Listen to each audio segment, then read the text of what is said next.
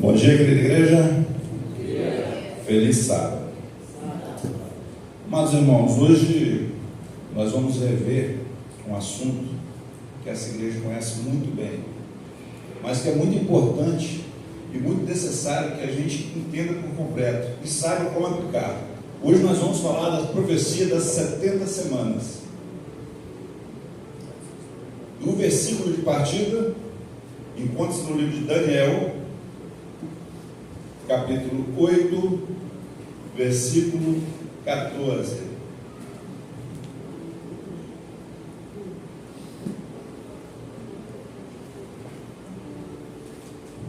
Mas antes de lermos, vamos pedir pelo auxílio do Espírito Santo. Feche os olhos.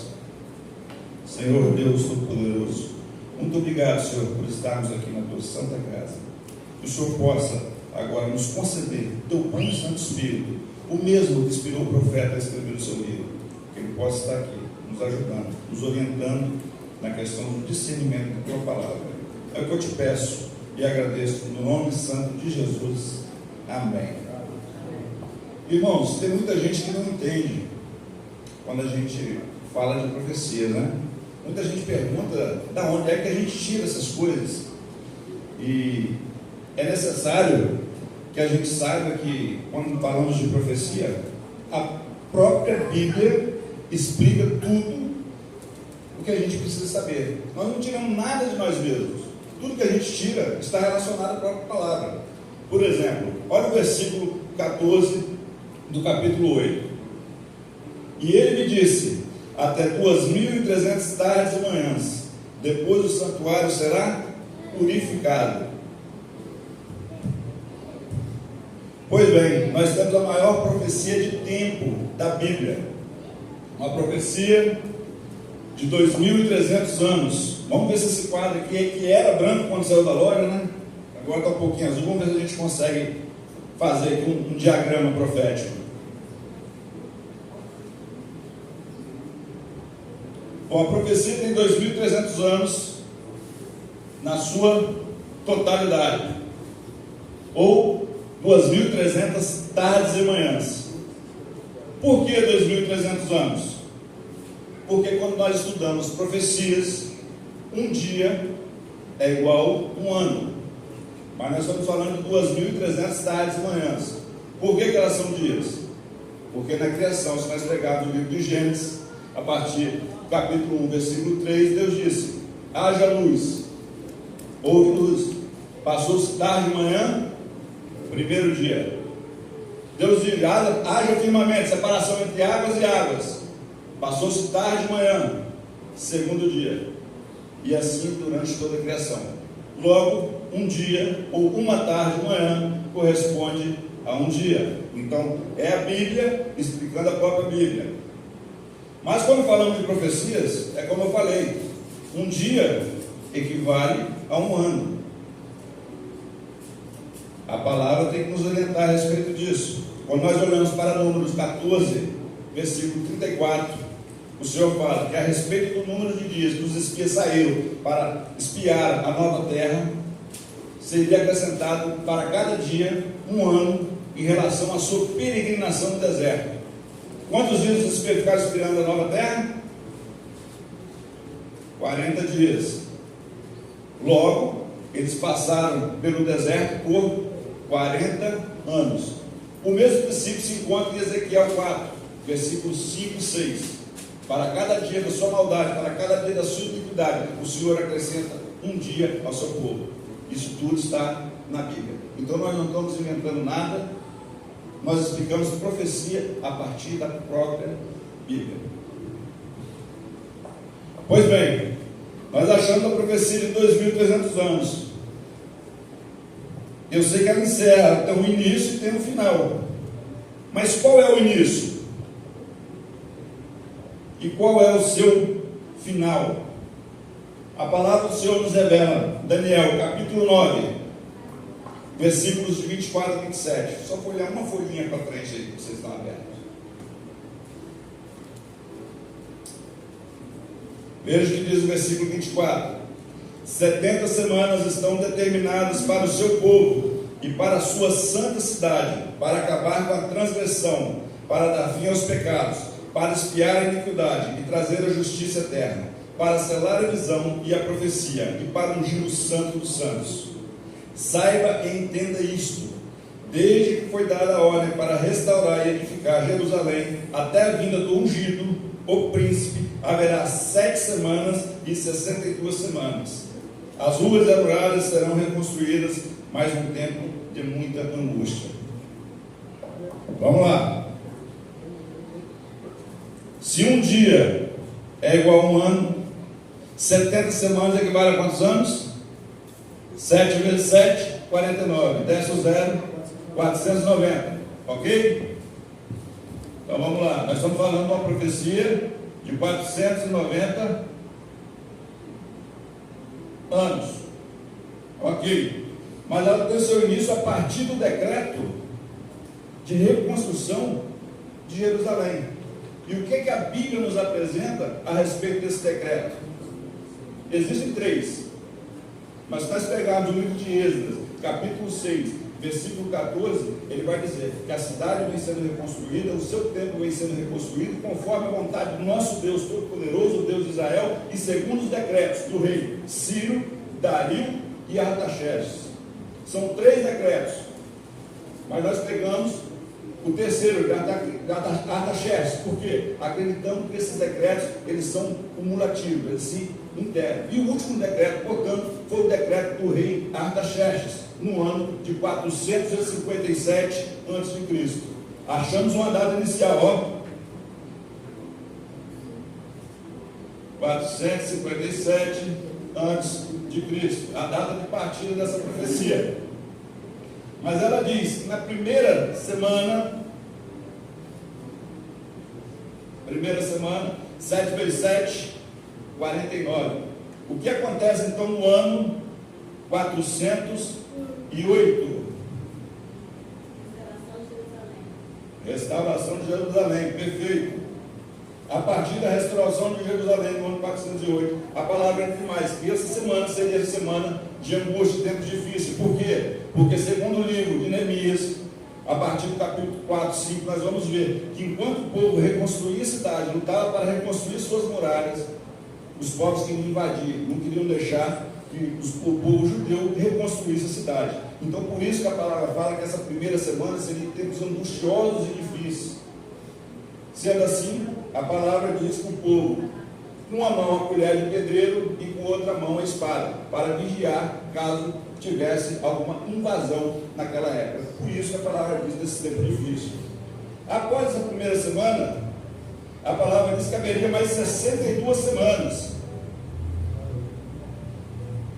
Aqui então nós vamos para o ano. Não. O ano 27, positivo. Um total de 434 anos, 62 semanas, mais 434 anos. Chegamos ao ano 27, depois de Cristo. Mas a profecia não para por aí. 7 semanas, 62 semanas, está faltando uma. Versículo 27, capítulo 9 de Daniel, diz assim: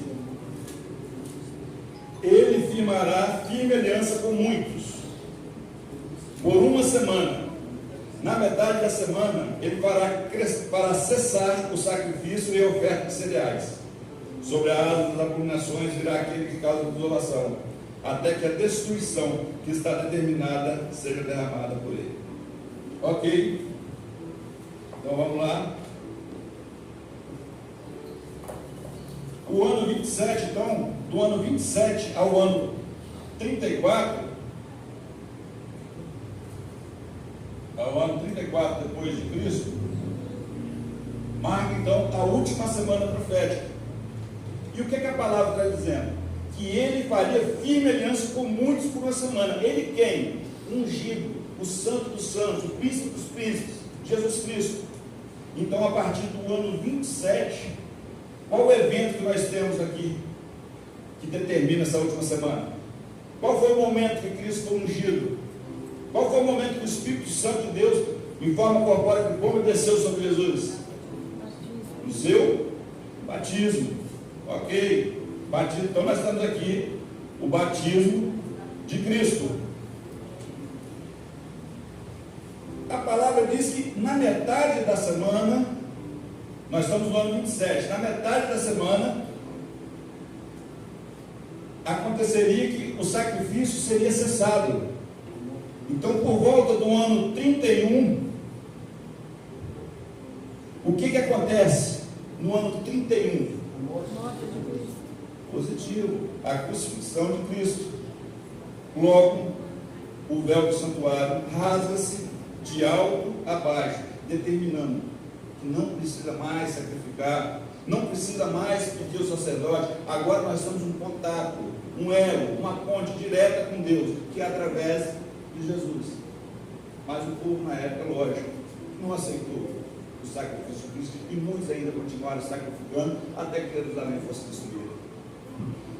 Mas o fim da profecia não era no ano 31, porque o final da profecia das 70 semanas era que no ano 34.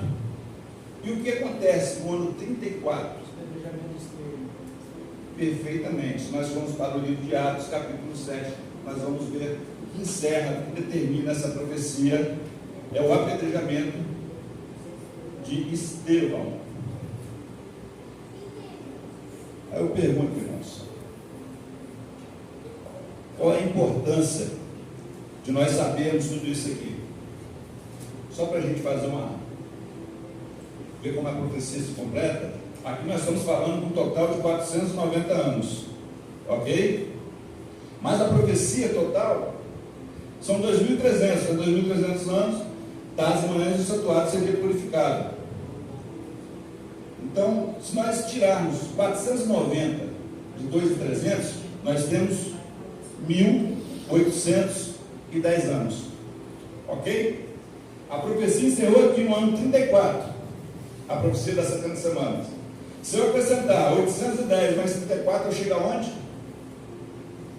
Em 1844, que é o prazo final da profecia das 2.300 da manhã. Hoje nosso objetivo não é falar da profecia toda, vamos nos ater apenas na profecia das 70 semanas. Porque o objetivo, irmãos, não é que vocês fiquem gravando data. Não estou aqui para que vocês gravem data, gravem ano. Eu quero que vocês entendam como que essa profecia ela é importante para o nosso desenvolvimento enquanto igreja, enquanto pessoas, o quanto ela é importante no processo de salvação, o quanto que nós temos que conhecer, o quanto que isso aqui é importante. A partir dessa profecia aqui, nós temos vários ensinamentos. A igreja adventista, ela possui 6 doutrinas fundamentais. Tem a doutrina da igreja, tem a doutrina do homem, tem a doutrina da salvação, da vida cristã, dos eventos finais. E a partir desse estudo, eu garanto para vocês que nós podemos achar todas as 6 doutrinas adventistas presentes a partir desse estudo, e com suas 28 crenças fundamentais. Se você perguntar, se você tivesse aí na tua mão, abrir seu livro, Misto Gandhi, e perguntasse a respeito de qualquer doutrina, a partir do estudo dessa profecia, nós responderíamos a todas as perguntas. Isso aqui faz parte da identidade do povo adventista. Tenho certeza que você já ouviu falar muito nessa profecia. Praticamente todos aqui que são membros já ouviram falar. Uns conhecem um pouco, outros um pouco mais. Aqueles que ainda faltam conhecer o entorno dessa profecia, eu sugiro, volte-se para a Bíblia, estude um pouquinho mais, examine um pouquinho mais as Escrituras. Isso aqui é fundamental, que a partir desse estudo nós podemos responder várias perguntas. Porque o intuito de você estudar a profecia, como eu falei, não é para que você saiba de datas, de anos. Isso aí é bem natural. Com estudo, é natural que isso grave na cabeça da gente, fique gravado. Agora, o interessante é saber como que eu faço para poder aplicar esse conhecimento. Porque não adianta nada eu ter um automóvel parado ali na frente se eu não sei dirigir.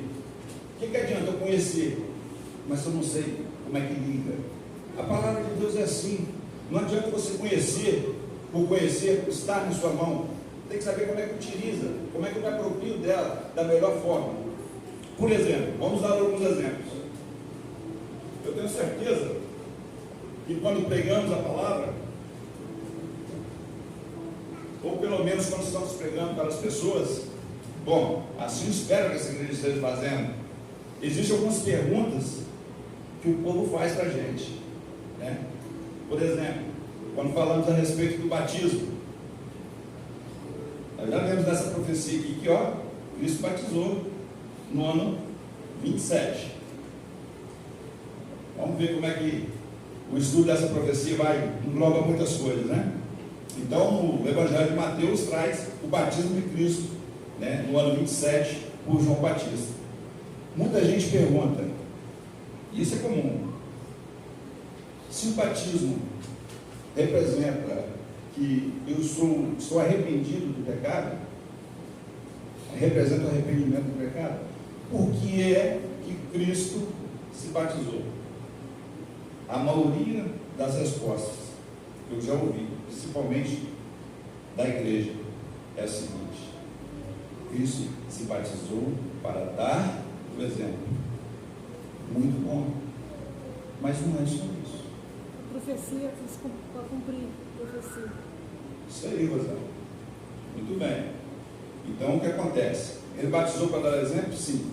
Mas lá no livro de Mateus, no Evangelho de Mateus, capítulo 3, Cristo diz: convém que seja feita toda a justiça de Deus. Então, nós vamos para a Bíblia, para explicar a Bíblia. Então, Daniel, ou Mateus 3, é o cumprimento de Daniel 9, 27, que diz que ele firmaria a criança por muitos por uma semana, e na metade da semana faria cessar o sacrifício. O que acontece no ano 27? Cristo, Jesus, é batizado. Então, muito mais que dar o exemplo, Jesus está cumprindo com a palavra de Deus, Jesus está cumprindo com a justiça de Deus. Isso é mais do que suficiente para qualquer cristão entender porque é que Cristo foi batizado com 30 anos. Mas ainda assim, o mundo lhe perguntar, mas tem alguma coisa a mais? Tem. Deus é perfeito. Na cultura judaica, para que se um homem pudesse ter discípulos, ter apóstolos, fosse reconhecido como mestre ou como rabi, tinha uma idade mínima para que ele pudesse fazer discípulos. E essa idade era de 30 anos. Então nós podemos ver também que a palavra de Deus é perfeita, porque Jesus era judeu. E a palavra de Deus, toda ela não sai fora da cultura do teu povo. Então, além das escrituras, nós temos ainda a condição da cultura do povo. Olha como é que essa palavra é perfeita. Jesus podia ter batizado com 12, com 15, 18, 20, 28, 29, podia. Mas o que ele fez? Deus é tão perfeito que a palavra diz que ele só batizou com 30 anos. Porque na cultura judaica não permitia-se que ninguém tivesse discípulos menor idade, menos de 30 anos, porque a idade de 30 anos era a idade de maturidade espiritual. Só assim, para se tornar um rabi, se tornar um mestre. E onde é que eu tenho esse conhecimento? A partir do momento que eu estudo essa profecia. É por isso que é tão importante nós estudarmos, nós conhecermos. Não é por questões didáticas, é saber como nós podemos aplicar esse conhecimento, como nós podemos pregar essa palavra lá fora. Tem outro ponto muito importante. Existe aí uma teologia dispensacionalista, de cunho preterista. Não está apagadorzinho, não. De cunho preterista e futurista. O que isso quer dizer? Preteristas são aqueles que acreditam que as profecias tiveram seu cumprimento no passado. Os futuristas, eles acreditam que as profecias ainda irão se cumprir no futuro. E o que eles estão pregando? Uma profecia de 490 anos, que é a profecia das 70 semanas, se cumpriu apenas 483 anos. Então, em parte, esse povo está pregando, algumas denominações aí estão dizendo que essa profecia se cumpriu apenas em partes, apenas 483 anos. Mas olha que, como é que pode isso aí? Tem dois pontos aí que a gente pode colocar em questão. Primeiro, qual o problema? A falta de racionalidade na interpretação da profecia. Como eu posso vir aqui na frente da igreja e pregar e de repente o tempo parou por uma semana, ou que eu vou tirar 7 anos da história da humanidade e dizer que esses 7 anos vão se cumprir lá no futuro? Mas o problema maior, irmãos, não é eu tirar 7 anos dessa profecia, e tirasse 20, tirasse 1000 anos. O problema não é o que eles querem tirar. O problema é que quando eu tiro os últimos 7 anos proféticos dessa profecia, eu estou tirando um dos maiores símbolos da igreja, a cruz. Se eu tirar 7 anos dessa profecia, é como se eu estivesse pregando que Jesus não veio. Se eu tirar 7 anos dessa profecia, eu estaria que estar aqui na frente dizendo: irmãos, vocês estão todos condenados. Se eu tirar 7 anos dessa profecia, não há salvação nem para mim nem para você. Porque quando eu tiro 7 anos dessa profecia, eu estou tirando Cristo da história da humanidade. Por que eu estudo profecia? Não é para saber data, não é para saber o que aconteceu, ter detalhes. Os detalhes estão na Bíblia, você tem a Bíblia na mão. O que você precisa é saber usar. E o mundo aí fora está assim. Eles tiram da gente tudo. Pode ser que eles tiram dinheiro, pode ser que eles queiram tirar a tua casa, pode ser que eles queiram tirar teu emprego, pode ser que eles queiram tirar várias coisas que você tem. E talvez nós não podemos resistir a certas coisas. Mas uma coisa eu posso dizer: nós não podemos permitir jamais que ele tire Cristo da nossa vida. Ele veio, ele pagou pela minha e pela sua dívida. Seu sangue foi derramado, a salvação, houve remissão dos pecados. Como eu posso hoje dizer que a última semana profética não se cumpriu? O que nós estamos fazendo aqui? Se nós não temos Cristo, se nós não temos Jesus, em vão seria todos nós estarmos aqui. Mas é isso que o mundo vem ensinando. E a partir desse estudo, parece ser simples. É que nós podemos defender a nossa fé. É que nós podemos dar racionalidade à nossa fé. Tenho certeza que muitos olham pedindo: Senhor, aumente a minha fé. Senhor, me fortaleça. Eu quero crer mais. Eu quero dizer que a partir desse estudo, meu irmão, o Senhor está respondendo a tua oração. A partir desse estudo é que nós temos a comprovação de que Cristo veio, que Ele existiu, que Ele morreu, que Ele pagou pelas nossas dívidas, que Ele ressuscitou e vive para sempre. Porque nós acreditamos nessa palavra. Porque não é homem que está dizendo, é a palavra de Deus. E quando Jesus veio a essa terra, Ele cumpriu com toda essa palavra, porque ela já estava escrita. O Antigo Testamento já estava escrito. Era a Bíblia dos judeus, nós chamamos de Tanakh. O que foi escrito depois são os Evangelhos, o Novo Testamento, o restante dos livros, os outros 27. Quando Cristo veio ao mundo, os outros 39 livros já haviam sido escritos. E Ele cumpriu com todos eles.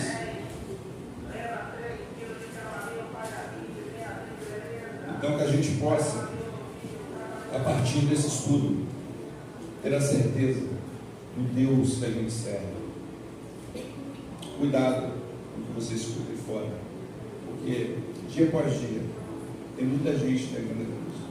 Pessoas que eram para falar, para testemunhar de Cristo, para falar do Evangelho, estão ensinando que essa última semana não se cumpriu. Como pode um pastor, como pode um teólogo ter coragem de subir em cima do púlpito e dizer que essa última semana não existiu, que está por vir? É como se estivesse dizendo: Jesus não veio, ele não morreu.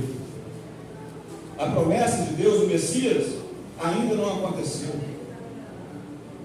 E muita gente acredita. E o problema disso tudo é que quando nós damos ouvido ao mundo, quando nós damos ouvido aos agentes de Satanás, porque quem prega que Cristo não veio, quem quer que você acredite nisso, não faz parte de Deus. Não é o verdadeiro profeta do Senhor. Porque o profeta fala conforme a lei, conforme o testemunho. O profeta, ele segue as leis de Deus. E principalmente, o profeta de Deus fala segundo essa palavra. Está na mão de cada um de vocês. O que eu estou falando aqui não é nada de mim. Quem sou eu para falar alguma coisa a respeito do que aconteceu? Eu só estou reproduzindo o que a Bíblia nos revela. Eu agradeço a Deus por essa oportunidade. Eu costumo falar, antes de falar sobre a mensagem profética, o apóstolo Paulo, na primeira carta aos Coríntios, capítulo 14, versículo 3, ele fala que quando alguém profetiza, é para edificar, para exortar e para consolar a igreja. Então, quando nós falamos de profecia, quando nós profetizamos a respeito da palavra do Senhor, é para que a igreja se edifique. Edifique como? Em conhecimento, em clareza das coisas, para que a sua fé seja sustentada, para que você possa dar a razão do que você acredita. Porque embora o nosso Deus, ele seja um Deus invisível, ele é real, ele é verdadeiro. E a prova que ele existe se cumpriu, ou está se cumprindo em toda a sua palavra. Pouco tempo falta, irmãos. A volta de Jesus está breve. Agora imagine se a gente ficar pregando que ele ainda vai vir. Ou melhor, que ele ainda nem veio, né? Como estaria o mundo? Estaríamos todos perdidos. Qual o sentido da vida? Saber que a promessa de Deus ainda em nada se cumpriu. Eu não sei como é que ainda tem pessoas que defendem esse tipo de argumento. Mas nós temos uma obrigação. Nós temos uma obrigação com essa palavra. Nós temos que testemunhar essa palavra.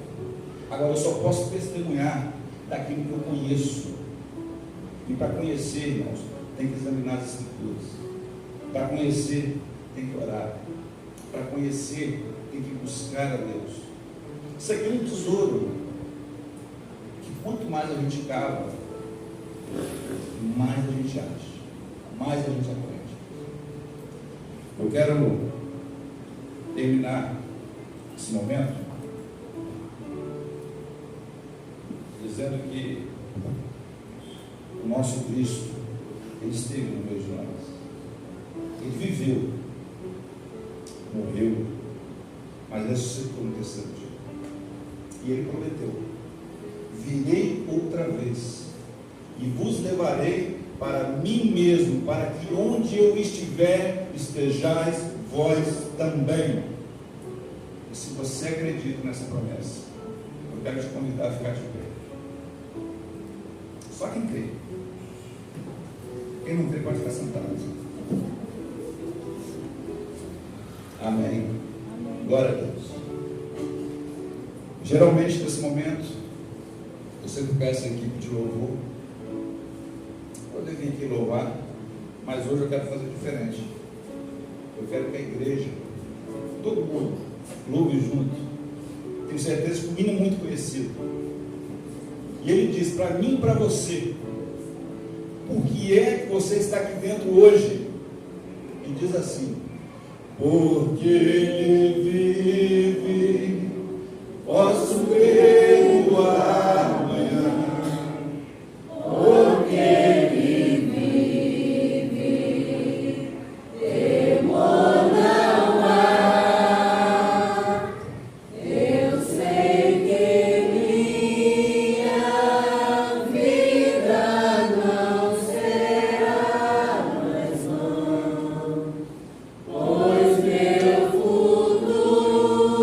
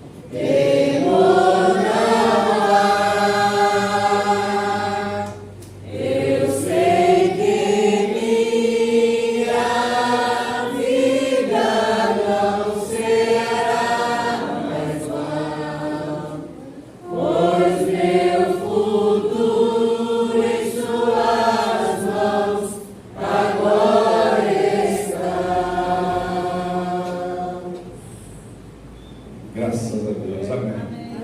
E é nessa certeza, irmãos, que Ele vive para todo sempre.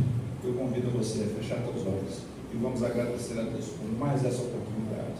Senhor, nosso Deus Todo-Poderoso, muito obrigado, meu Pai, porque temos a certeza que o Senhor enviou o Teu Filho amado, para que todo aquele que nele crê, Senhor, não pereça, mas tenha a vida eterna. Nós cremos na vitória em Cristo Jesus, porque Ele veio, Ele morreu, mas Ele ressuscitou e vive para todo sempre. O mundo pode querer, Senhor, tirar várias coisas de nós.